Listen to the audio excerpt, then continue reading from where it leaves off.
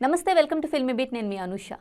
మక్కల్ నిధి Maiam party అధ్యక్షుడు ప్రముఖ సినీ నటుడు కమల్ హాసన్ రాజకీయాలపై కీలక వ్యాఖ్యలు చేశారు. బహిరంగ సభలకు సమావేశాలకు పెద్ద సంఖ్యలో హాజరయ్యే జనమంతా ఓటెయ్యరని ఆయన స్పష్టం చేశారు.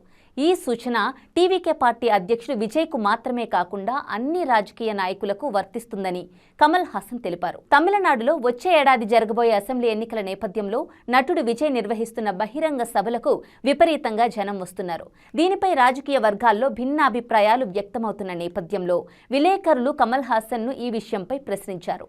దానికి స్పందిస్తూ కమల్ హాసన్ సభలకు వచ్చే జనమంతా ఓటెయ్యరు, పెద్ద సంఖ్యలో ప్రజలు సభలకు రావడం ఓటింగ్గా మారదని చెప్పడానికి నాతో పాటు భారతదేశంలో అన్ని రాజకీయ నాయకుల చరిత్ర ఒక ఉదాహరణ.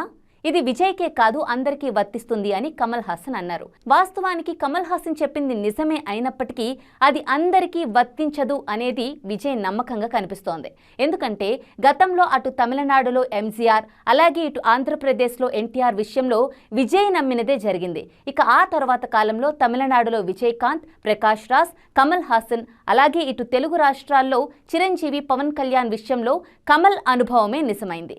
చివరికి ఏపీలో పవన్ కళ్యాణ్ పొత్తు పెట్టుకుంటే తప్ప గెలుపు, పదవి వరించలేదు. అటు కమల్ హాసన్కి కూడా తమిళనాడులో డీఎంకేతో పొత్తులో భాగంగానే రాజ్యసభ సీటు దక్కించుకున్నారు.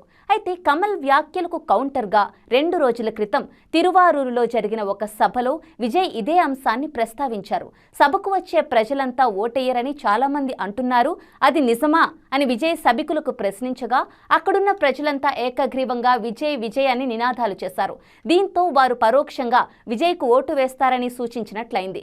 ప్రజల మద్దతుకు కృతజ్ఞతలు తెలుపుతూ విజయ్ ఆ సభను ముగించారు. మరి రాబోయే తమిళనాడు అసెంబ్లీ ఎన్నికల్లో విజయ్ నమ్మకం నిజమవుతుందా లేదా కమల్ అనుభవం నిజమవుతుందా చూడాల్సి ఉంది.